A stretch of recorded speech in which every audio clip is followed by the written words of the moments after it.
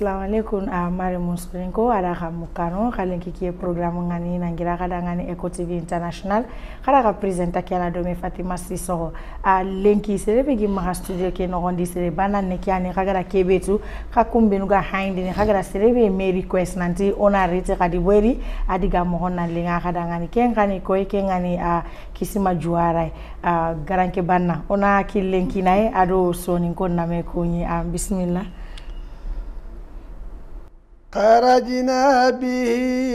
من كل ضيق وقمة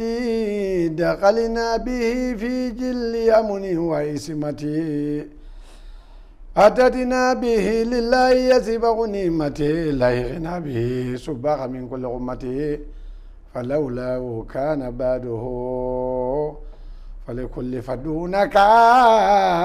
فأجيد النفسك لدهر يا مسنيا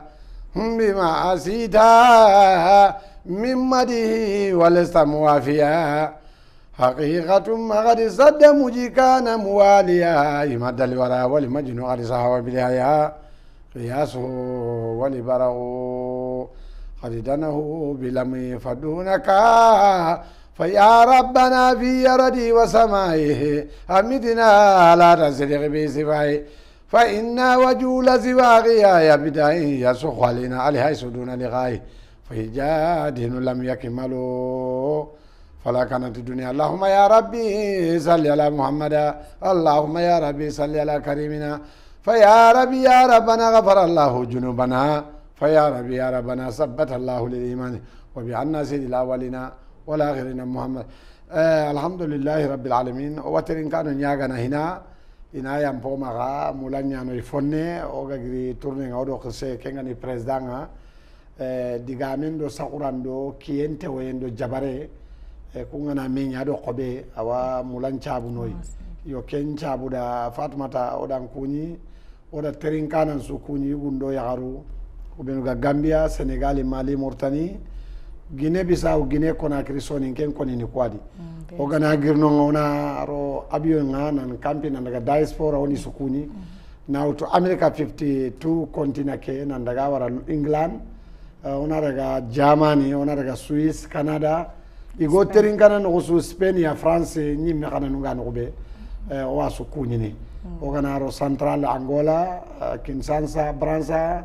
Bangi Tanzania sorongo terin kana kesudi okilu ngasu kama Ethiopia Kenya Nairobi nandaga namrata nga Congo Brazzaville o nandaga Gabon nandaga namrata nga Abidjan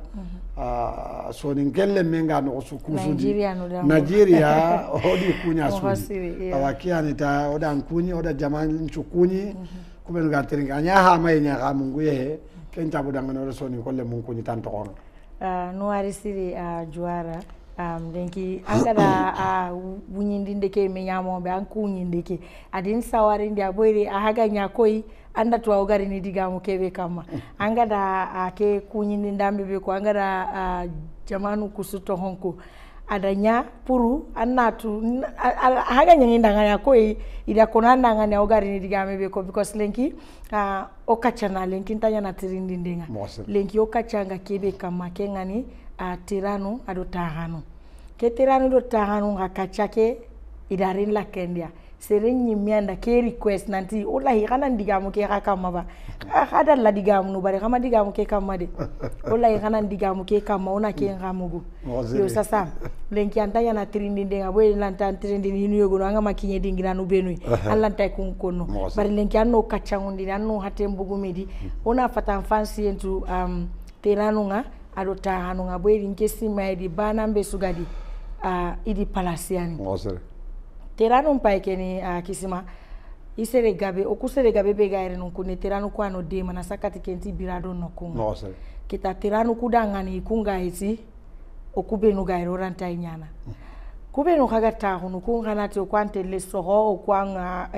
ile soho no ile kiraga ntano maro mbaniranto dengini okwana kambara kenkita sasa lenki okacha kyanyini kwa kama yalla umasembe na tiranu kwa kama ba masembe na tahanu kwa kama ba ma isu besudi sigirani because nke simari be suni sigiranga ni bari ngatu nanti anke ngana digamu lenki fatan fansi ngaro no bana be sunatu isigiranga ni kebe so natanda ngani bismillah programu no hondi wanuari nangari so runganda ampinta lan kotondi nanti nan liti gadi because ndatu ndan liti retanu hili ke ganta yana la singan linia hadi boyri halsa so rukula anye so ngala wa ko iganga laire ya wi kontani o ko gano ibenuga o hainda non kontani no la ni ke ngada barimi so nan litinia hadi an linia hadi ke ngana nanti hapunta kenga o hati su kakumbenuga kisima tirindini kaga kisima munda gelire ma diaspora ngale ke o ma hadi studio no hondi awani ni fatan fasinde na bariti teranunga ado tahanun khibare inshallah Allah wa bismillah na anna jopati teranu ikun sigiranga ni kebe onaro tahanun ga sigiranga ni kebe ona kachanu kusudenge domi ona hay alhamdulillah rabbil alamin oda Allah tiga aya hanabe o gada jabatino kenni siru fil ard fanjuru kayfa badal khalq khatereni nyanya ren kamma khanan paindi khanan korosindi Allah gada taganden joppa mobe terenden na kenya no gondi al nyokir sunda ko komi ngada ko mobe mulanginga xanne ke naari lingo walla na bexo digamu yogono na ka nyama ko yogodi o qir sunda ko nke billaga walla terendendi nanti kame debe terana ado kame kitabi kharangana ni yalla wa masalanga terendem valiyo ngani kebe ando terana ngama masala kamma ando seresu ga masala antatu taren valiyo ngani kebe gani tarana nga kenda kembani atu akenna tu amari sonin konda ko ma bambaranu nyani ti sigite mo so ni te morie tare lanta sere kuno batte ndanga ite modinga amari wako no emisarante anga makara anga na tiri anna fami wala kendi trende valio begai inkomu begai ando serebe gan kawa konno haraga ite kisima juara ya nanya terananga terende o jarunyi iga terano njakkiniti sehegoyi terende kote nyani kotai anna wira burenga angana yankara anta sakano bitenga di damunga no kenyindi fonu ngano hoho wano walla kamengure walla mullengure terende kenga no ondi akoto empo hanayo wa haike awatere ndendi anna kira dullenga nokuyo go anta kawana kira dullenga no baran kira dulle ke imaniya anga munda kebe anga kitana nariti anchara no kuda ganninga terano nyanyi kanchu brandini ngase hebe kon nanna terinke siri ganninga soronyi telle tere kanchu ada kalenke ho tere ni miada angana tinna terano ku diga men ko he anda diga ko gabe nyama kana yere kacca keranta aranta lenki bani nyamana aranta har kumbani nyamana ta kumbani halle nyamana barona ko no lenki kacca kega sakahibe kama ganni ngana iterene nkilunga di o khirsunna de benchu abagandini na ko tampai na wakati mpai o sagunte nyanyi mei lenko masagumeya o makawameya o masagumeya o makawameya o mahito meda ki anda terenden qotondi terano ma terenden valiyo ngani kebe angana tere anna huwa murnu anga mahibe warano andaga nabure nyamundu khalisi angana kita anari anna kara sunahatai anna nyimenaha anna mare munna anna nyakuna anna le munna ganninga nyi kundunya matuma sasa sanse mallo kala wanyana sanse mallo wakinyene ngati ganninga ngana terene o kara ganani sukuruai walla jagali madina walla jara madina walla mangir qirwani france mangir taifa ma tabandi njobeni kwani soni kande bungo kuma kawredanga annari birkama ba de ben cerencu an kahini mehi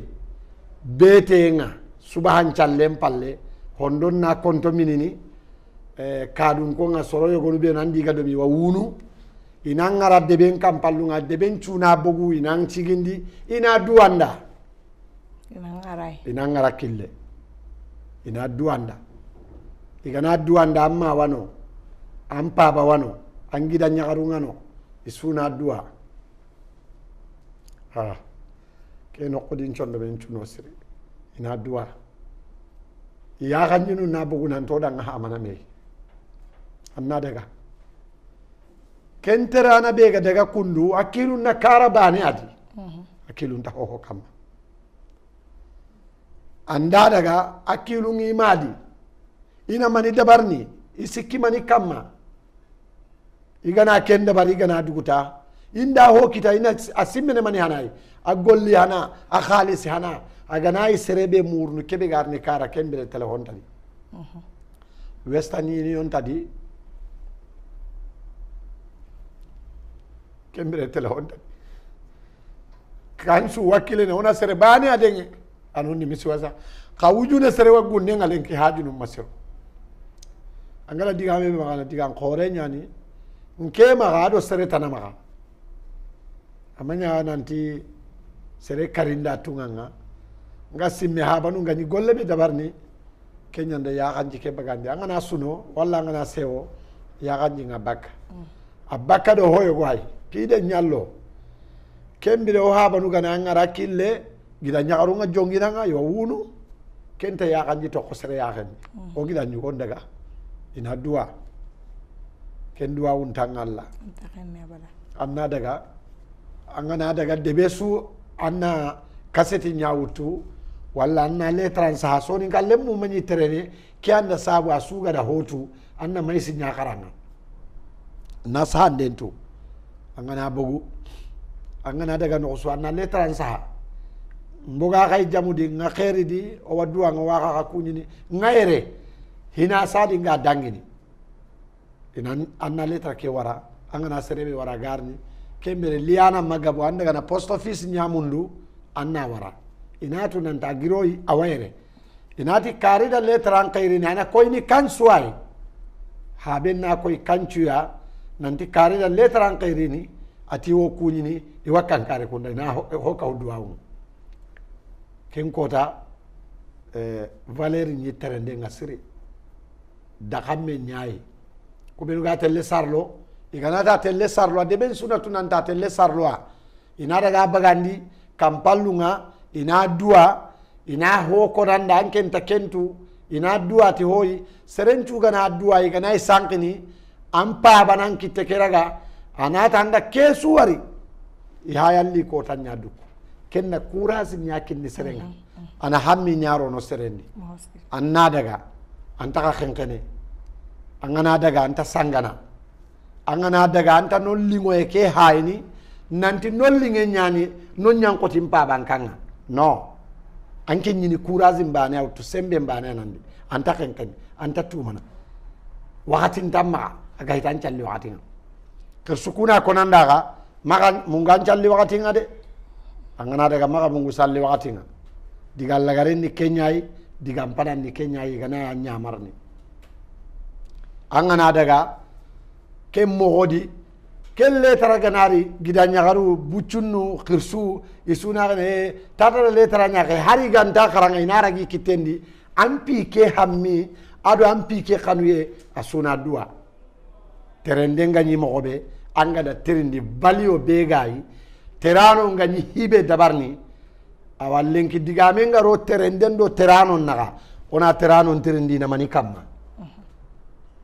me kutandenga ro tagano ndo terano naga ona terano ntirindi mani nyangi magano ina mani kamma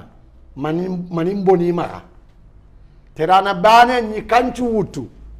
anda kanchu wutu neganu ngadi bayinu ngadi ndasi manga bayin kentua ampa ga gida nyagare kebe ada ga saare habe ado kebe ga habe ado kebe ga saare habe ado kebe ga saara bane ado kebe imanu hilli kusuna gida nyagaru nyadi kusuni bayinu nyadi kunato gida nyugo ngatereranga iwa duanga anyi megida nyakaru bi andi ga saare habe iwa duanga sasa kunga nani ga duanga ken duanta khenne anke nganni nanna ho kita annari ti anni kunna habanum piju khalisinni kenya di saganum piju khalisinni kenya angana khalisin kai nantim pa banda ga hijunga ana denge miside nyaadi lemenda nkiri kata makai kenni fi khorenya kenni nyaali khore ken kota nyana ko sanga serem pa baga na karakandi soman do lenyugundo lemu asuwa wulu nanti inyagali o gida nyugonda ada kacce mbugo khanninga jago ga da kai tunganga ada ga sobe nyama daga sanga anken tageti hanani manan daga hijunga wallan paba kanga ba habe nyantelle gella gana ibrene mani hoda ayani mas'uliyan aya maranten ni kanga kenga he sharia ndi lenyugo pinanda kana angana na buren kita Allah nan yatirni no oda kenya haragu lenki lemunu nati ikumpina non daga na hiji haba mahiji da horoma nya bonondi anna daga hija amma mahiji anda horoma nya bonondi amma horoma nda ampa ba horoma o ganni onyi ke horoma awre onyi gollini ke ano onde lenki oda ke abuno bane poyen bane Allah wa ke wutu anna nya poyen anna saundi kata kane angarni tirindi den kita ke no koyime ke horoma bega bono angarni tirindi kita anke ngarni tirindi den kita no onde matin kede parce que ke danga ya kempoye ida kemporo mambonondi terano ndo tagano na jikenya nyino ado sakhiraku nchakunte nyani interana ke agana ho kitarino yana kembono kanda terano ngalen kitagano ngadi ya ghellia jikke ke bonoti mania anga golle su dabarni anna golle ke dabarni mbane ada keta nakita lemme nakita nyaku lenki ngani nga nyakenga karan ko ndi rakke terano kibarendi ka har say jikke ngidi bayni sere gabe agana konto ni ya khilli nanti dangani maron tano sukaran tano kella wajje wonorini haqilanto be nuga to nanti ku jikken ni nyaadi kenga je wonorini yo ken sabuda barakenta sere mawo no barakenta terana maka anta tagana maka ana golle nyama ngara golle be dabari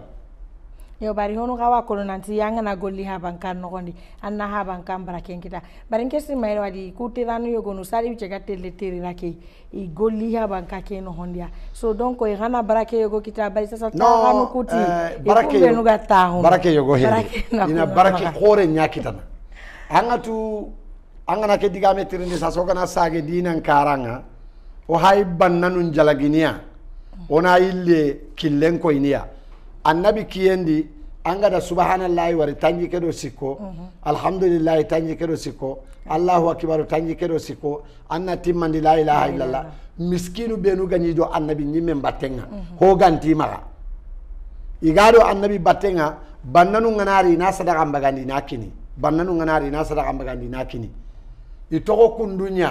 miskinu ndi annabi nyimme nda itoko kuna mani ho kitta woga dabarni parce que kuda baraje nchutwa bannanu nyani kuma imma terano nyani wa imma julanu nyani ha bannanu nyani kenda ngana tere ngana hokita anga kori barake ngitana onan tirindini angana tere anga kori tangene sadaka anga amma sadaka bagandi onan tirindini bannanu nyani kundunga miskinu ku gala meka ho igara ko annabi nyi mekeda atida ngani iwa hokinna khay kagana kenda bari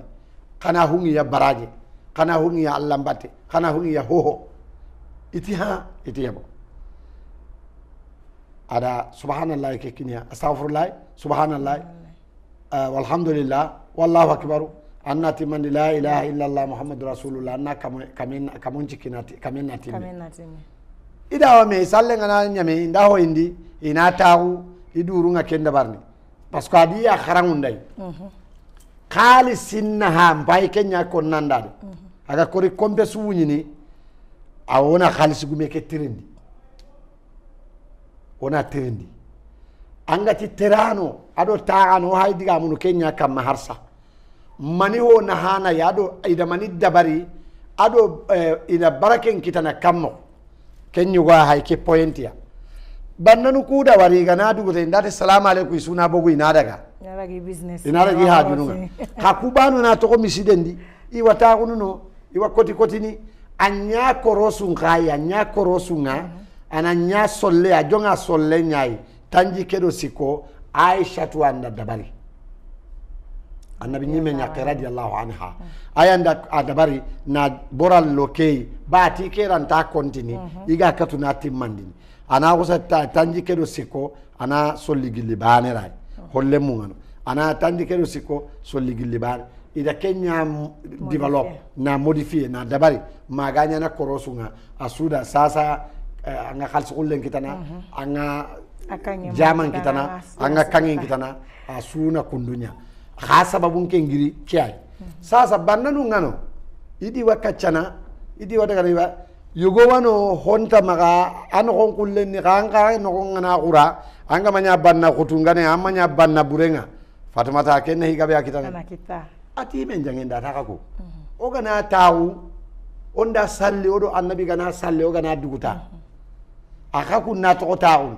kawaka kitunya na kundu kana mani konno he ati to maka ko ser ati maka ko ser atiyo te basun aga da tirindi ati he ati koni to maka ko ser dangani akeno ku miskino akallenga ya ati barangana ko ni kenta te la ko ser da o gana duguta sallenga bada tafriqus sala ona mani dabare ona ti astaghfirullah tasiko atawa junubun jo kafarni ona ti subhanallah tanji kedo siko walhamdulillah tanji kedo siko wallahu akbar tanji kedo siko ona ti mandi la ilaha illallah muhammadur rasulullah atoga na kenya kakum bannanu ga sadaka be bagandini oda a khasunya rabbal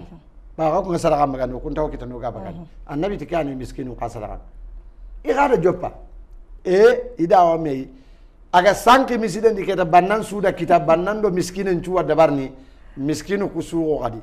idaga iti annabi nyimmenda wajahaba ahlu dusuri bil ujur bannanu do baraje suda kade wa yusalluna kama nusalli iwa salli ni ko ga salli ni magobe iwa sumun ko ga sumun magobe وغنا دوغتينا كهو سبحان الله والحمد لله الله اكبر انا الا ويتصدقون بفضول اموالهم اننا بولمبو بركنته موتو اهو بركنته اهو حسنونته كمبتي جاكايده سرنكو امبلا كو جاكا انا هو بركنته موتو نابركدي فضول اموالهم نابركه هو بركنته انا نياغا نيقيت انا الا كينوي انا دينان ديما انو كو مسكينو ديما وسلم مغونغيمو idi kuna kentu kam annabi ti da tukam awa itonta tude ka banna ko ken hanga dikebe anga nyini jongi yo gwai banna nu kuda me taxi isage kete wina hana agusa nya te corona ati kaduro to be gana kalasindi anna baraje mpoga ben kita kadi sunyero mani oda na burengi ma na buru gumenga da ho joppaga kontala garindi na yanda wara kiani terendeng valio hananga angana tere ganninga asuga sikida mbatenga anganari anna kake kara antampa ba hayni antampa ba tugunne hayni anna inata da kankara kembire simenti mpe dorin tu hanyani ina kake sukara ina sigindi anna khoti anna sappi kembire anna korigeti lai kanchunara kenta sere tokono kenni baraje nyaado barake no arisi juara ndasima kenda sorun famu ndi wari daga breaking ninga oganari inshallah anari continuity taanu ngano kunga kembire onari ro kachanyi menon we legi kenda sima aro time ke ona konida ina time ka oda ngani ayani kenga mare munsoni ko wari daga breaking ninga oganai lerini onaro kachan no honditi taanu ngadingiranga juara na honne famu ndo kenga inshallah.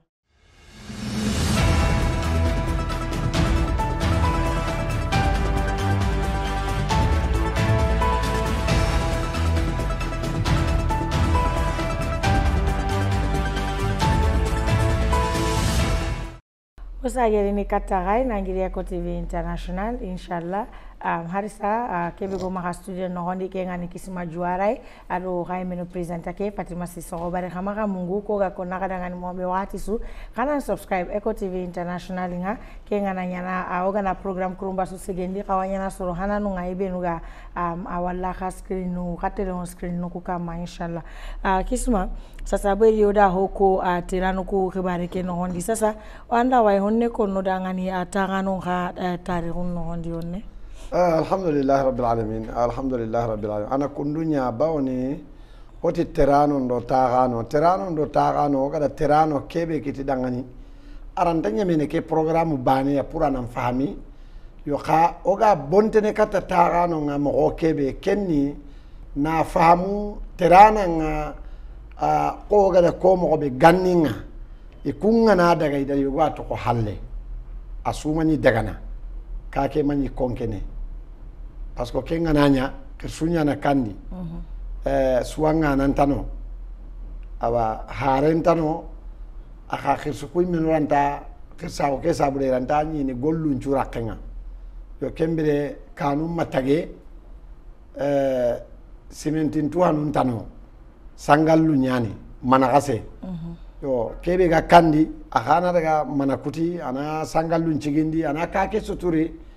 awa hobe ganari ana katu kanna ana kenya sabuda terano na ko jewo na kanu ku kompo ku karani sigindi kembe sangallu nyani manan sangalle anna doren chapa ya ko makenga ko kuda kenda bari anna manan cigindi kompenga anna doren ko anna sappi kane do halle ananya kompenga habanu kusare kenya woli nu kusare kenya de masare to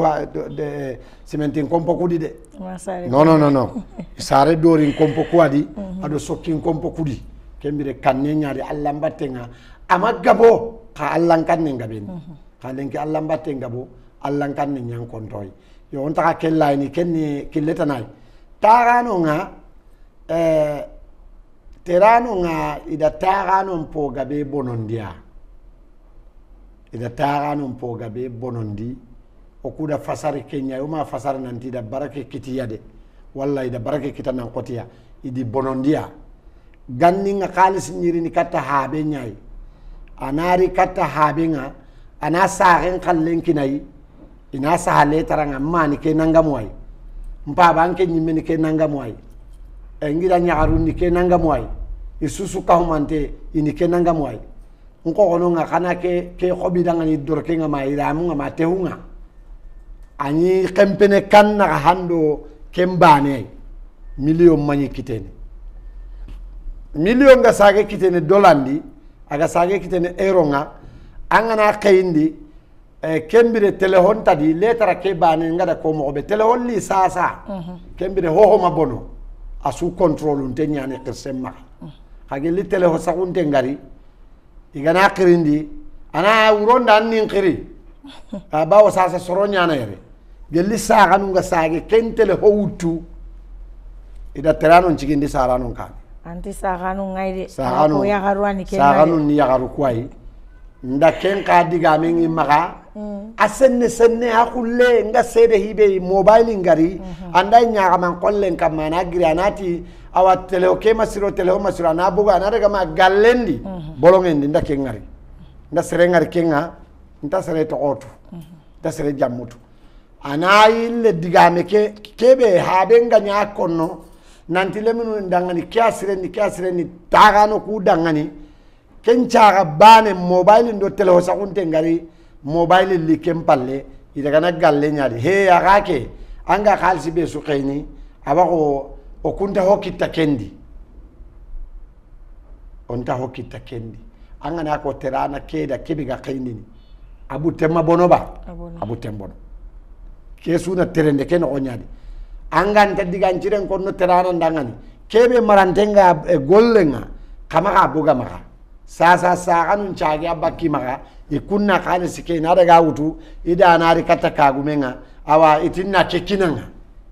kagume be gananya marana nga ganya hakrantenga aganya seresirenga akenta kadigamunu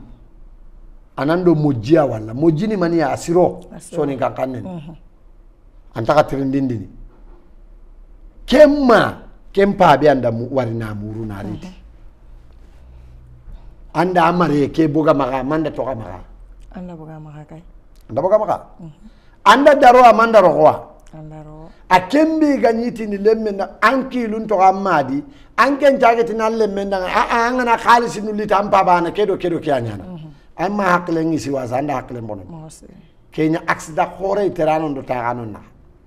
ken no gondi terano ngani hinne na keberi ta suga na hanki tadi aga sagerini ti line nu benu kenda bono kenya nda bono ndi ndeliti kara lemine nati intatelle suwa oni telle suwa nariti sasa suwa ko benia sareti ko benia kelle mine gada asimma nanti kiana barakin kitana harsa barakin pai terana kiyama ta barake kitana aga kenga be benya boy ke mira kengaria ka ore bi anga tunanti le nyugo be gano ona continue masoro nyeri soro segi iya harunyi miante le suwa imundi aga kenyi gande ga kunyimeno alina iga inta dungene suwa na sudi du gorondi sasa inta ka dungene suwa na kano donc kendi tagana be gana du gorondi anga bara gollini nanti an kumbane anken ta barake kitade gelanga na barake kitana ndenge gumbanyadi ngatu barake na serenche gendinia kana nkoro nande nge gumbandi kendi bonenya taagano nga anga na golli ana barake kita asarano kuda me anga na to ko kakedi anke nta golli ni kakedi anta golli ni sarano kuda anda simma terana kyan kawa ho nyana anke na barake kita kam akotona anga na ti barake jagan ka khirse go da kwaya nda qur'ana tafsiri mallin kan kannendi kan khalifa jabi ano kara jara baro kunda fati nonya kemiro ku logo walla masare parce que fati yempu tankara ke sine sasa mpu tandume sine o kuma kembaga o makembaga bari ana tanchege sine no gonye makata hibe ga konto kame sine parce que akendo hoho ga da menyi kunye meya aga hoho ga nare menga aga da tanyere tandume sine kunchu kara kenda ada wuce baga gelle haraga na nyoga buga seda gano ollo buru abonni no gondi oranta ko konno bara tari gun no gondi ayanti taro bota dame ala man baraka saylaje kembire golle nyana anna dubirani so genyay anna dubirani suwange nyay anna dubirani sangalli solli kutiye nyay akenga na rega talibo ngana rega gunnende andat ni kari nuari de no andat ni kari angolli de ana mani konno serebe gana tampi angana huti mashallah kene do ko utembi laga kawana arna baraka nyonto kempurte batten ange ngama golla anga ken kitana anta kita talibo nyi du karni mi ga huti mi dor ko nga qawo ho ganya ken mogodi ken kirse kiyeni ken su baraki akisima baraki are mum baraki barake la kismaruna aje jane haba kem paba ni kharanga nonya gunjuru kombo gunjuru anya sewu nga yaya jambe kiyekedi ture kunda be ga gunjuru ke Muhammad Lamine ture nu ikisima daga khara kenyu gwai jara barakunda anati kenyanti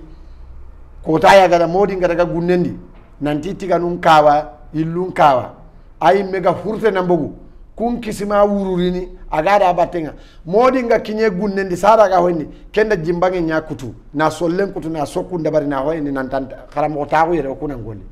ati arna sirawullanga alla da sirawullo ke ture kundan ke be so anto ko ngadi gunjuru iga baraki ke ikhara ke modi ay kan khalifa jabi gasama jara barakunda ikhara ke ni mi agiri nyaniya mi habaren gajangen do habaren ko na ko nyanda girndi nyani kayayi asare no nya ko agoro no nya ken no gondi awatari un no gondi a wakati nga funumbinu haringiju nyani kayayi haranu benu ganu ngana so maro nga sirono igirina ndaga Cheikh Serigne Touba sagata Serigne Bamba o gato Serigne Bamba Senegal modi khore nyen itori annan duoda o haranu gani so gundu honu nyani bonondini aga wisa kayille nga kare ati khama kan khalifa to khahalle ba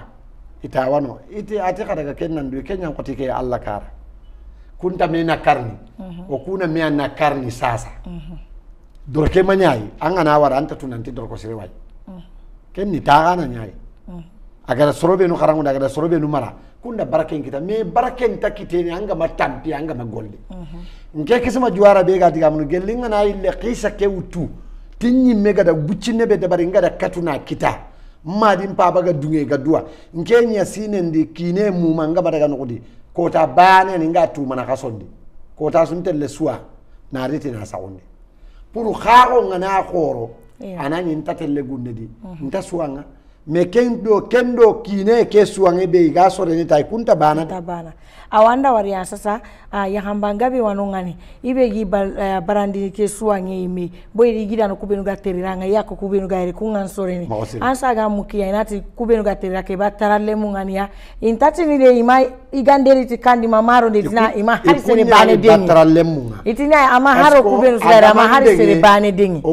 ina kusa baraswan litini imungu kananti kunya harubenu ga tahono ikina nuga halli kunyi gubana na maro litini ya haruku ga soroni dangani aga kinne munguro kinga ina kusa barai imato nanti ay balli do adangan anga to anga na baraken kita nan nyon tono nan cegendia diga men makoba waga sage katay nke merente be ga taunu dunaga la hinga lenki madi mpa duwa o ada baraken na kenya wure kenga e million timma anke ngatu kantin ke ma goden timma woton timma me soroku gala hindiga me kaydo kebe barake kebe ngada kitin cara nke ni golloa ni jogodo ndinia ni sosenea ni jurang bagandini ilengana na honde nyerege na soro maga moy mana ratakandi le nyagarum ni maga le mobe kita ada no otammido sikwa sara asufati ngada kebe mugu ngada kebe to ba manyangi jonni ngani la garenga le nyagari mbane kenyanto a haybri kama kenga tanyere do hosini ma tanchege sine lengi ayan kaso sui ngida wo kara watna da alay kande juara gabewa hatu ada taliba gunya a daraje ato ada gasarlo a daraje a nyaal maminga ada ho da bari ayando ha badenge hijunga nkiandi alla di nyimmi adenge hijunga prezanga di ndenge yaya jamme kenga girno alla di ndenge hijunga mpiji mada akem fati 2012 February on the 19 February on the 18 no on the 19 dimasin kota din khiri adu inda ti baba anga da fofo dabarda ibada ma duanda kalen ke wadu nganda tariku ke no ndo kana sage falle nga telle tereranga na mbugu terendi fana be nan tinga telle terendenga mpa bada khalisi be kininga ngana ko sasa soron na soyi nga soyi kai amara ko ina soyi bari nga to kembere khalisi ko etiare bare khalisi ke mu magara hibe kitana kininga gode do takande mashallah wallahi mashallah ngara ga sarai ntinga munda nan terati khalsin ti kema mata dangani ndaga katimma mata khalsin ti ma ati ga daga saram baba ya gana dunge iwa duwa nganda anga daga na ngada ga ati khalsin ti kema gade gole do takandi ani ma kembire terano be nuga jonga terene hotel leti tamba kunda nan daga khayi na terengutu nan daga bamako anna kille murnu bamako anna daga Nigeria mpa bati ati khalsin ti ma kada gode do takande kininga nda gode do takande kerin jibandi ngabo mata daga nati jonkunda ati namo ati baba ti waterene eske an dunya ba ndaga anyam pama ata agala wada kana kyanda ga yam pama yo duanga da alhamdulillah mbay ke baraki adi kenyani dunagi interin kana dunaga la hinga kenga he doro kentinga iramentimma tuwa ko gabe kantimma alhamdulillah angana golli sarano kuda hari gamatanda barika anna barake nyakita a barika kya wure ne arna barake randi angana ro tondi angana ampa ba min jangi amelle ma yagarin kase wandi remme wandi yakke wandi yagarin kase angana pasin tu ganata la jere jef a barika ini mbara ando golle ndakal sikeri njibandi mbogo de bendi ndakentera katta pakaliba debe go hayno kata pakaliba angana kille ke kama militaire no ngada hangen kara ngaro debe no gonni milla ga hangen karna motol ya di nyina tante lemina ntim paitelle ma basia he atiken e ke khempene jaren kana kille ga ndi on tindengeno ken dindengeno ngakinyeno no moto tanadi nyino atanken telle minna ndinke haytelle ma bansanya ka khalsin timma kade awati kendi lo ndaga ma bansa ngakinye bansa na uto kara nandaga bansa nandaga base ken kota godo nyeri do tagandi angana passe ke su kawme kama nyimma kandaga mashallah nkinye base ngakinye base ngada sere hanabe warinda gan kawa daga na ati ketelle khayya ndinge ga hatelle khayya de o daga tamba kunda ke su magodo karagituga soro nyani ndenge ke sudi barake magodo karagituga moga kinyene tamba o kinye halle tamba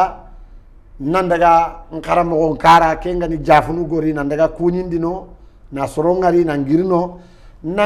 ngai nalli nandaga khai nkaramo gore mebe gana kota afati watna da badum be darama afati o kara yerum December kasondi parce que adini Bamako a kembere as awati nyani e gada adama patike lonchinde ndabari e gada patike sigindi na déclarer kendi nyi Mali Bamako awa ada biyen kutinda ngani terenga ada sefa kamo hille kininga ndo kenya ndaga Bamako kempete khalsiya khalsi gore nyani ngakinye Bamako ndaga yanka gasi so kandi mukenchu yanka no nyanga na igindi na Kenya to arin ke menta kentu ma bari gasi so ka soda kento wala antele yanka Kenya Madina Kura rikatos angal set akota ngakinye no khalsi ntaki maga tampile biyan to kimma oga so bampo ite tuse hondo jinya no gada wutu amo baga ndida tuse itiyo iti hona tampile atugana Kenya nchore ni rakate ngado nyakame awanti kadin teringa ngarni tampile ani maga dulle mbainga ndaga cafe nga nda cafe mini tampile kedi godo tammi atoko godo tammi nga kendi ndi menjange go wari jarle me watna da badara drami aboguri ni katinga aga bogunga da wari ntanya kariya ni batiye bo kariya ni atanke ni ko ike mantude ndinke ni kariya ingiri jara Madina adin qorwa ni ngutu o daga kandi ayille ni yakken kirnan tana selinya len dabari ana burun kobo ana kafen kininga nan Thailandinga mpakle nan tau nan tiketa nda jatigin kita adangi nkare masiso kunda ate kawa ketu bay ton tatu ati kare fulani remenya ni kankare kunda kagume kema ati kema yankana ken kompenyan awanke nan kanyadi wallahi mana barika mpabana nuare ntono kasu karagi banna wano akota sidia hadia tanja ko kono nyanyi Mahamadou Tanja kebe ganya president Nigeri ado seru semega ni do me banna khore ani Mali serobe nuga teringene Mali do Mauritanie gana to ko mugu yot nanti kebe batram banna ni kya mobili ngurundini kasu ku karagi na passing kita nankatu dangiri kata Legosia mashallah ako ganinga barake nyikite ni tampie ngano anga na tampie asa ngana duanda ngani ngamaro ndo tie nyigana nda barake kita nguno nyankandi ni barake ntakendi de antaken no no anga sasa ya hambanga ya hikena ya hambanunga kama siri bweri ya hanuku ikundi gamenta gabono bweri kembire ima ya hanunga rikoi ko so important tina kuga na gorete leya igu kwa na kunga kama sasa anna ya hambanuku wala intadungene golini ya no kaisinu kwa igana iwauru ni moto no ni bari hari kenga inti to hosiren ko nanda mani wari ken no ko gadi ga kendi mare nyambono ha digamenta ken kamma mare nyambono makinye kenga oga kebe no gondi kenni terano ndo taagano ngati da me hutu barakenga terano ndo taagano ngana me hutu barakenga igara me hutu aga daliki tene terano ku bonoa farenti serebe ga logo ma banero na lakendi baraje naya magana qora serencui ati haranga na ya hare liti kandi anga logo ma banero na rakendi aga yigana ga sakana kenken wa indaka al ajri baraje po qore nyananda baraje qore nyananda kumate kansu angana kansu birandini okay ona ndiga mukeno ku haibel tiranuku I concerning gabe ngani tiranu se gabe anga to anga na itire rankinga allanta irisiruno masolunga na nyampale ga irisiruno se gabe wa complain tiranu ku inati ikunga na ihalisinun liti imare munyi minuda ngani yerno ku inati kada beranu ngoboda kadi sigindi iwi halisinun bonondini buru ma wala honu wanu ngani gana kompo ko sigindi antari ninya asagoi ananyini agada halisi beradi kenna kotonta igara imbe sigindi dangani so kenno ko kauna non ka hayni kamo no sakira ko nyambono duntanga ko mbono asege limana ganka undo sagira ko ado wasaye kusu daga angana wasiyana anga karini angana awase amanya hositinte anga da wasade anga hositinte ngasana ken jokhiniya ka kebe ga wase kenni yonki ngasayenni maniya anna ke atunu nanti ke jibe ga da kini Allah da kiya ngi ngar jaxen ankin bay ke jire ga nanti ke ga da ke jibe kini ngasasa ngana sarati yere ga na bote a joxinya usuna tuma da ko ngaga ne laga honta kitene anna jike topoto lenki taga nanti bawo terano ngaminde ngenna khalisi ke bonondi a osun perdi osun tuma kiana hakilu kudi mona kia bugu hakilu ndi lemunu na ke bugu kenga esoronga ere matereo ida kita sakira kunyana khalisi ngollini lemenga treningi dare nyugo khore ntaranga nanga daga na soron kallen tono nge kisma be haydi gamu ha serenta rebe tambogi nga wujunu karagi nga ngan khawatu gana jamane ke mu manchu terana sunta terera ibe gatim barada hare ke yidin ku godo tammi antim men jangai antin kanai gelli be gana ke digame mugu angana nyakali anga da hokenda makentu de kam masere nyaga ba abada mata ko ira kana sere nyaga nke wasante nyani nkari nte nyani ke ani nto ke ga jamane ke di kenga hesakura antim maga woto antim maga tere ho suntim maga soron kunu woto nunga iwi kana nun kunu iwi men jangun kunu honda nunga kanke bada masere nyaga nta sere nyaga nji ku etikenga nta konno kapuru ninku kebe gingan na kenya ko naro ngada kebe kita sabari yendo wase no ko ninda kenya ko president na giri nda gilia agana ko tamibe kini nari tindi mbayandi mbile ne kundwa president de la republique kan tata kan impale o giri base ama bito karagi baga o daga tourner o da bito tamido nyerunya mahibe kampungo kenga o sageri ni agada kebe kini ngandi luwa sintuga nindi mbayambire hombo gadi alhamdulillah angi ngillim bay saking kompenya di mbaren kam manta gille man ren tambo sere tambo ndin ngase ya anga mo wasiana anga wandi khalle muti gana kinanga anna bonondi yo sere ngase alla yimere ko ati alqaniyu kinan nafsi banna karinte banna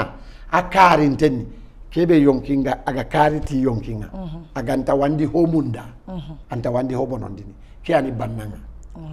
kempete khalsi gumede kiya kitem pakani parce que angana kalleliti anta kinyenai angana kinai mogobe ana anna nyini kundunya anta igana anta dusumundinai kiyani sere karinte nga kiyani bannanga kaw kuda bannalla ga million gabe nyana maka million gabe ngamma man chukula numba kay million gabe ngamma Allah anta jakka bagani ne Allah anta sere kunu Allah anta sere sadaqini anke Allah anta sere kunu kumbane ma depassinga amba na ko kena arbane kaisi wamma kata kaman na harbane ama banna kulli ngoy kembire anga do bugu terende kella inindi awga makatu banna unna hankonno kembire banna nganari de benchu allina kunyi nan tangiri tereranga harando hoga mari kadun ko na jahin kan terera yogono gana angana dagi ku hari abiaso anda waria angana kiriga be ko sa adin kilu ngaro e beri yogo ande mi intikati anda tella kama ko watin tatte sai sage tiranu ku muhundino ya kya hagara tiranu ku talla so sai kana hari sai tella ku ina simana ma walla anga daga no anda ga nyaga angana yang ka abiaso nga anya kenya daga gemunda kana anga do kunyere mo ko he yere ko tenni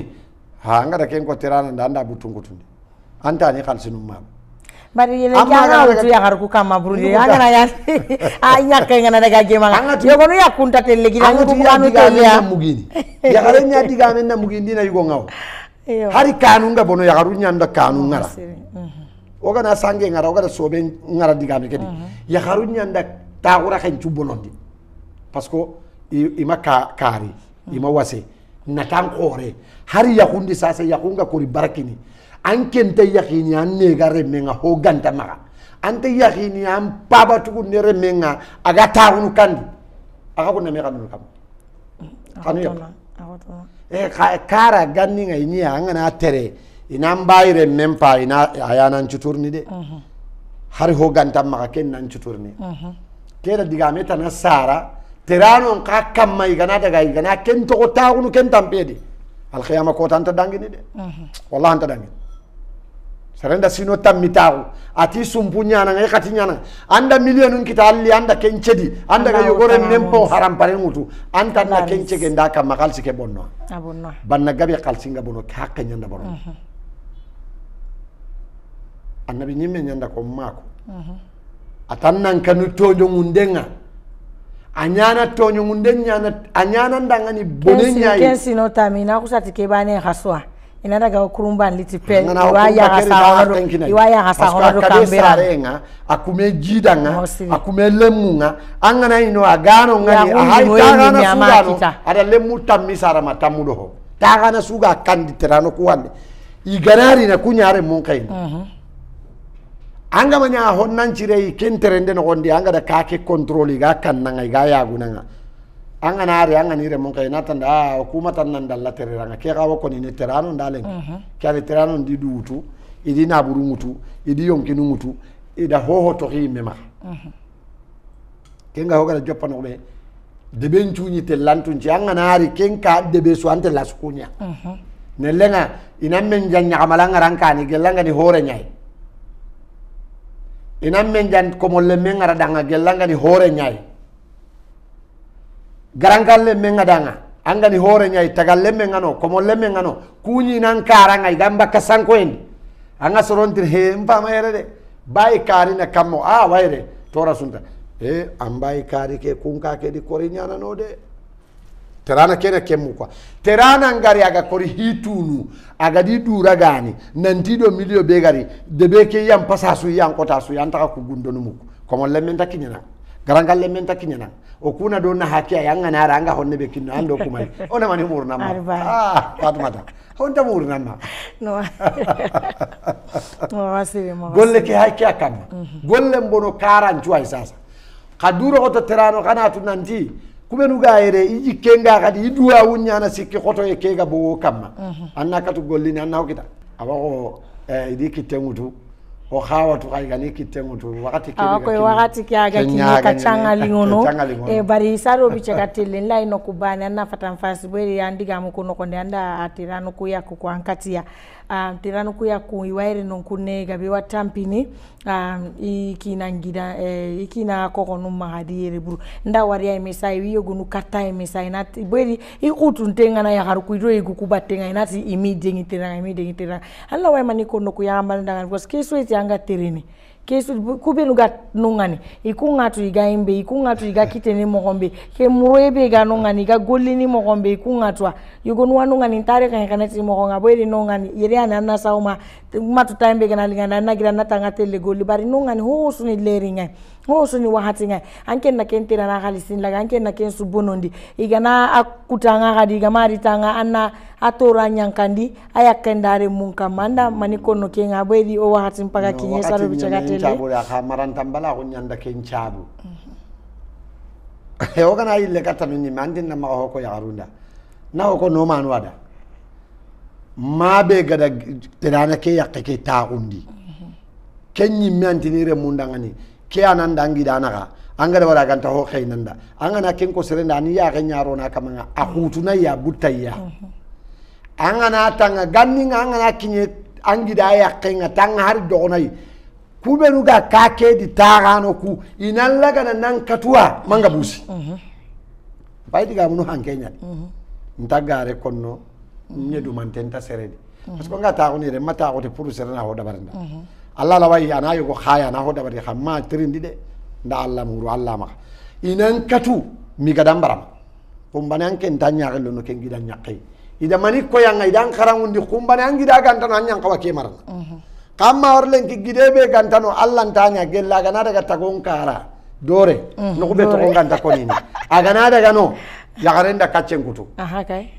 antaka seremu ndakan so nin konti ya gare suwi kina to sada akina ga kala walla ya gare suwi saga ni gontu sado akina ga kala kinen ko kone be ga horoman dabarne ngida ya kenyani ke andari gidan sangen ta kana kale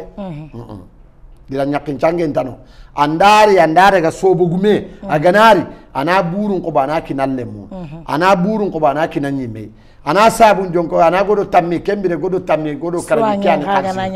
anda suwa ganari anan kallem bagandi kanta har ronan kompendi kallen ki gidanya kun ko kono nganari kompendi di sangana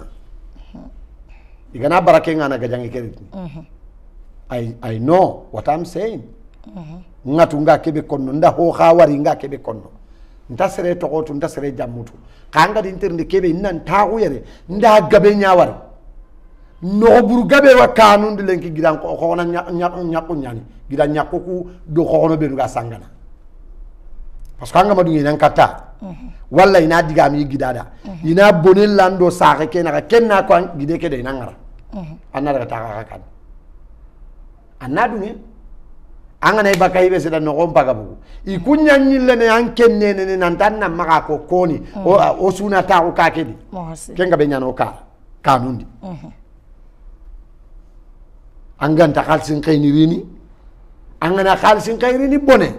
anga ma khairini sankute kendi ke khani duram programme nu tananu ayo gan kawa digamu ni kamma ke menta sagu digamu nu ko kamma parce que yutali gumu ku sasa sirabure nyam putini isaga sirabure ntaki bakka dolo nyam minni e magada gin cembendi gin karne lemmo magoro maga interne ku iketa Maremo akaya po mga very lenki studio ke no aliwo siri very kay mendawari o wasro initi no gengati tenga ananyinia o digamen ka kono iti sangenta soben kabana ngin diaspora konsunuari ni sere so godanga iti diaspora nga o wakatampientwa o watibiga ka kamano ngani murwe kubenu ka katina kai o wakatampi kutwa kubenu ka gati kara eno kune o wakanyaga na abada kana tunanti kubenu ka tererake ino kwada ngani no ngani korodi sunya bani korona masi mananti okwampa suntia ko ikisima gara ko mo hombe serera ntai barake kita kundu ya gananyi angama golli golle ki ya kusuru gano ngani gatampie bi ga golle be na yano kwa dangani inshallah ngachindo sodi iko honun kunyimi asoto masere sokunda nginka lungoron kunyimi mama sande di ko honun da kasu kunyi ti diaspora kita nga inshallah nyime gidanga Spain aja sisoko ndandan kina kunyi inshallah sere so anga tunatanga diaspora ke no ndan toronko man toronko nyime yake madam sisoko ke ngagani sinira kundan kenga sadi ndankunyi ndankanta ndankina dinle mu atiterera ke inshallah juara sado bichagatele alla way ankunyi ndendo an sign out ngala ko mo be diaspora ngawi sukunyi ni ikunyani ntu kankenta seretude amanya nanti mbureni ando soronga madomi anti tunu ka soronga Espanye igintu tagongano inyinkilli fi soke wakati nga ndo seregabe nyi digamno awa kendi haji kasaro awin qilli angara ke sago be ko watini nda kanto an kilu ndaraga nanta demba kundanke nyani sago ne nyani mangara mungu to ke khanga kunyini wakati be yagana sigi daran kamma o kunyinde nga suda ho gali diaspora yi banu silla to onda diaspora be gari na raga habenga yigada sagenga amanyangi anyangi jonga ka kembere ntade benga yo matawe komi kuntin ketu seregabe wintu ha seregabe ntintu kaydo mare munyanda golle ke dabari oda diaspora su kuni kubenu ga Paris o ga joppa mo be America Germany o mele munungano Italinu ho ga ke walla annatu nantindan kuni an condon cewonte soronga na timpa bati serega tandanga nan cehenna linginda wallahi tina munda anke nganani angantin ke mundan ki banin tayre nya kamala yo tuano ngaire university graduate nu kubenu gada university mbane kara dinanga iwayre ya Fatmata Muhammadu Sisoko nda simaya ni sio ngaire ma kahoke kali hante na yayi ken sabu dangano wa kunyini kanu ye nyanda sabu na utu gel oga siro gollenga kagi nkitendi ndaka ga dagana kemma hoho bonon donaka kendi ngasu kunyini sere sugani kunyinde mugana tu nanti kisma juarani awa hon timmaga ngakina kay khanga kanwani watna kadanga Allah gana khair nyano di suda ana khair sabatin dona yere yirwa onta kunyinde ke sagundini ogama alay sajare monchu kunyi alay sajada goni habenda ho dabari ay meda ho dabari are mon kada ho dabari ke Usmani Jabi nkilu nga kamantin ke tu siri kanke da haba so manyanyi dome hajigana kallenda wutu sarlo sahibul qur'ana kamanyani qur'ana kama khara egyptwa ada hotu a golli ada sumpundo katin cuna kallenda wutu Muhammad Jabi mpama walla khamin kirin to nga badati ningida kendo kawoke kutenju Abdou Karim wado kamera gumunchu odan nyimme kunyi anno kunyi ndenke nyandi kamera gumunchu ya nanto wisu kunyi ni ina nuari sonin konga o hayni duna no kusu kenin keda hwai nyimme ran tasere tugana aga nan qalsi gi maka ni tuga nyille ni tugana ina illa utina ke ni sonin konga watna ngani assalamu alaikum warahmatullahi taala wabarakatuh wa alaikum salam Mr. Juara orina nditi akadi weri kachagabi wo maka odanga siri kebe kono aya ni kenga mari mun sonin ko inshallah o agari kata programu nyemeranga oranta loga musi yonkunyi Usman Jabi Tunkara odan kunyi anda madamu adan lemu lanten cameraman non kato kono ngani weri kagara wadi lenki oga ta ko yenon kono ga diga makada ngani asuga daga ti mohonga kenga gani Yusuf Abdou Karim nga adoha Aida Kamara kendo Aisha ba inshallah yano da ngani ti camera pallere non kunne iga golle keda barini anan siro ko aga siro no mohombe nda mari mun sonin konsu kunya do aka mukano nga kagara kesu ke wakati ya o hakunyi na kada ngani kana nuari kama Mungu abada kana subscribe Eco TV International o ya kada ngani yere non kunne wakati suya inshallah kanwari siri kada kamari mekana do me Fatima Siso o wari na kada ngani wakati tana antaka dalana inshallah